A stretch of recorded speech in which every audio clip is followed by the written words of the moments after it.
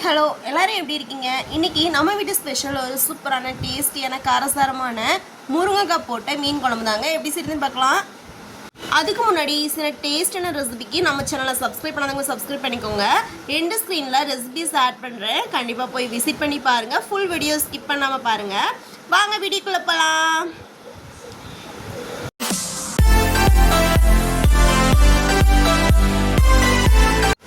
மீன் குழம்பு செய்கிறதுக்காக ஃப்ரெஷ்ஷான மீனாக போய் வாங்கிட்டு வந்துக்கலாம்.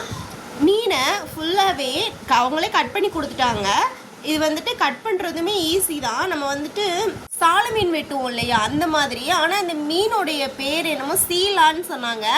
ஆல்ரெடி நம்ம ஊரில் சீலா மீன் அப்படின்னா நல்லா பெருசாக ரவுண்டாக வஞ்சர மீன் மாதிரி இருக்கும். ஆனால் வந்துட்டு அதுலேயே இது வந்துட்டு குட்டி அப்படின்னு சொன்னாங்க. ரெண்டுமே டேஸ்ட் ஒன்று மாதிரி தான் இருக்கும் அப்படின்னாங்க. அதே மாதிரி டேஸ்ட் ஒன்று மாதிரி தான் இருந்துச்சு.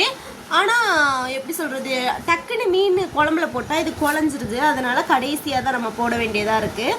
ஒவ்வொரு மீனும் பார்த்து தான் நம்ம போடணும் இல்லையா, அந்த மாதிரி தான். நம்ம இதை ஃபுல்லாகவே அவங்க கட் பண்ணி கொடுத்துட்டாங்க. நான் ஃபுல்லாகவே வாஷ் பண்ணிக்கிட்டேன். நல்லா வாஷ் பண்ணிவிட்டு ஒவ்வொருத்தவங்களுக்கு மீன் ஒவ்வாமல் இருக்கும். அதுக்காக கல் உப்பும் மஞ்சளும் போட்டு ஒரு அரை மணி நேரம் ஊற வச்சுட்டு நல்லா வாஷ் பண்ணி எடுத்துக்கலாம். என்னோடய பையனுக்கு அது அநியாயத்துக்கு வரும். அதனால் நான் நல்லாவே ஊற வச்சு க்ளீன் பண்ணி வாஷ் பண்ணி எடுத்துக்கிட்டேன். ஒவ்வாமைனா ஒன்றும் இல்லைங்க, அலர்ஜி தான். அதை தான் ஒவ்வாமை அப்படின்னு சொல்லியிருக்கேன். வாங்க எப்படி செய்யுதுன்னு பார்க்கலாம். ஃபுல்லாகவே மீன்லாம் க்ளீன் பண்ணி வச்சுட்டு நம்ம ப்ராசஸ்க்குள்ளே இறங்கிடலாம். தேங்காய் வந்துட்டு அரை முடி துருவி எடுத்து வச்சுருக்கிறேன். அது கூடவே ஒரு அரை ஸ்பூன் வெந்தயம், ஒரு 3/4 ஸ்பூன் ஜீரகம், 1 ஸ்பூன் சோம்பு, இவ்வளவு சேர்த்து நல்லா வறுத்து விட்டுக்கலாம். இது வந்துட்டு ரொம்ப பொன்னிறமாக வரணும் அப்படின்லாம் வந்துட்டு அவசியம் இல்லை. அந்த தேங்காய் லைட்டாக அப்படியே சுருண்டு வர்றது நமக்கே தெரியும். அந்த டைமில் நம்ம மசாலா ஐட்டம்ஸ் எல்லாமே சேர்த்துக்கலாம். மசாலாலாம் இது வந்துட்டு நம்ம சிம்மில் வச்சுட்டு தான் ஃபுல்லாகவே வறுத்து விட்டுக்கணும். ஹை ஃப்ளேமில் வச்சா தேங்காய் கருகிரும். 1 ஸ்பூன் வத்தல் தூள், 2 ஸ்பூன் மல்லித்தூள், அரை ஸ்பூன் மஞ்சள் தூள், குழம்பு மிளகாத்தூள் ஒரு 3லேருந்து 4 ஸ்பூன் காரத்துக்கு ஏற்ற மாதிரி சேர்த்துக்கலாம். ஃபுல்லாகவே நல்லா புரட்டி விட்டுட்டு ஸ்டவ்வை ஆஃப் பண்ணிக்கலாம். மசாலா போட்டதுக்கப்புறம் ரொம்ப நேரம் அடுப்பை ஆனில் வச்சுக்கக்கூடாது. புரட்டி விடுற வரைக்கும் வச்சுட்டு டக்குன்னு அடுப்பை ஆஃப் பண்ணிடணும். அந்த மசாலா எல்லாமே தேங்காவோட நல்லாவே ஸ்ப்ரெட் ஆகி அந்த தேங்காவோட கலர் ஃபுல்லாகவே மசாலா கலராக தெரியணும். இந்த ஸ்டேஜில் ஸ்டவ்வை ஆஃப் பண்ணி நம்ம மிக்ஸி ஜாரில் போட்டு நல்லாவே அரைச்சி எடுத்துக்கலாம். இந்த ஸ்டேஜில் நம்ம பெரிய சைஸ் லெமன் புளியை எடுத்து ஊற வச்சு எடுத்து வச்சுக்கலாம். ஊற வச்சு விட்டுட்டு நம்ம நெக்ஸ்ட் ப்ராசஸ்லாம் வந்துட்டு பண்ணலாம். தேங்காய் எல்லாமே இந்த அரைப்பு எல்லாமே அரைச்சி வச்சுட்டு நம்ம வந்துட்டு குழம்பு வைக்க ஸ்டார்ட் பண்ணிடலாம். ஒரு ஸ்டவ்வில் ஒரு பேன் வச்சுக்கலாம். பேன் சூடானதுக்கப்புறமா ஆயில் சேர்த்துக்கலாம். கடுகு 1 ஸ்பூன் வரைக்கும் சேர்த்துக்கலாம். கூடவே வெந்தயம் சேர்த்துக்கலாம். மீன் குழம்புக்கு வெந்தயம் சேர்க்குறது நல்ல வாசனையையும் டேஸ்ட்டையும் கொடுக்கும். ஃப்ரெஷ்ஷான கருவேப்பிலையாக ஒரு கைப்பிடி அளவு சேர்த்துக்கலாம். ஒரு 3 பச்சை மிளகாய் கீரி சேர்த்துருக்கேன். ஒரு 4 பல் பூண்டு ஃபுல்லாகவே நல்லா மிக்ஸ் பண்ணிவிட்டு சின்ன வெங்காயம் ஒரு 10லேருந்து 20 சின்ன வெங்காயம் எடுத்து கட் பண்ணி சேர்த்துருக்குறேன். சின்ன வெங்காயம் இல்லை அப்படின்னா பெரிய வெங்காயம் சேர்த்துக்கலாம். சின்ன வெங்காயம் மீன் குழம்புக்கு நல்ல ஒரு ருசியை கொடுக்கும். ஃபுல்லாகவே நல்லா மிக்ஸ் பண்ணிக்கலாம். இது வந்துட்டு பொன்னிறமாக வரணும் அப்படிங்கிற அவசியம் இல்லை, கண்ணாடி பதம் இருந்தால் போதும்.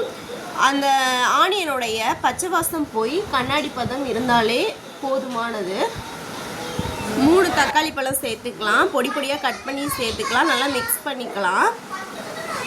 தக்காளியை எப்போவுமே ரொம்ப பொடிசாக கட் பண்ணால் தான் நல்லாவே வதங்கி அந்த ஒரு டேஸ்ட் நல்லா ஃப்ளேவரை கொடுக்கும். அதனால் பொடி பொடியாக கட் பண்ணி சேர்த்துக்கலாம். தக்காளி வதங்கினதுக்கப்புறமா ஒரு ஃபுல் முருங்கைக்காவை 2ஆக கீறி சேர்த்துக்கலாம்.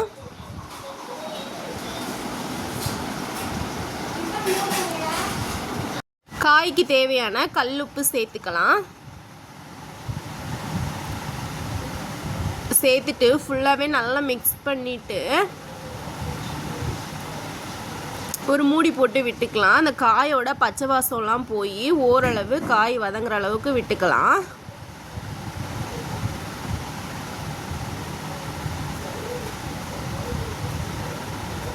ஓரளவு காய் வதங்கிருச்சு, நமக்கு பார்த்தாவே தெரியும் அந்த பச்சை வாசம் அந்த பச்சை ஸ்மெல்லாம் போயிருச்சு.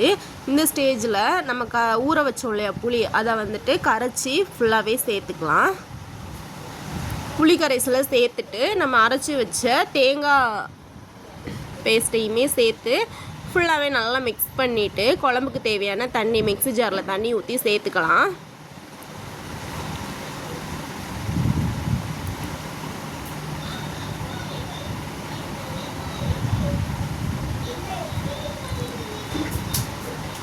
இந்த ஸ்டேஜில் நம்ம குழம்புக்கு உப்பு இருக்கா அப்படின்னு பார்த்துட்டு உப்பு பத்தலைன்னா கொஞ்சமாக சால்ட்டு சேர்த்துக்கலாம். சால்ட்டு சேர்த்து உப்பு பார்த்து ஒரு மூடி போட்டு முருங்கைக்காய் வேகிற அளவுக்கு விட்டுக்கலாம். குழம்பு நல்லா கொதிச்சு முருங்கைக்காவுமே நல்லா வெந்துருச்சு. முருங்கைக்காய் நல்லா வெந்ததுக்கப்புறமா தான் நம்ம மீன் சேர்க்கணும். அதனால் வெந்துருச்சான்னு செக் பண்ணி பார்த்துட்டு நம்ம மீன் வந்துட்டு கீரல் போட்டு சேர்த்துக்கலாம். கீரல் போட்டு சேர்த்துக்கிட்டா உப்பு உரப்பெல்லாம் பிடிச்சி குழம்பு சரியான டேஸ்ட்டாக இருக்கும். கண்டிப்பாக ட்ரை பண்ணி பாருங்கள்.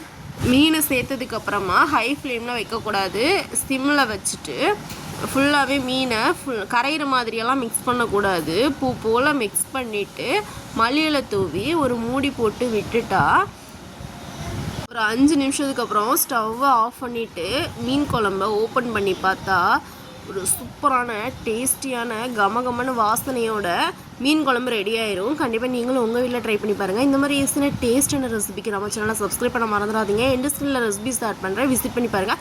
தேங்க்ஸ் ஃபார் வாட்சிங். பாய்.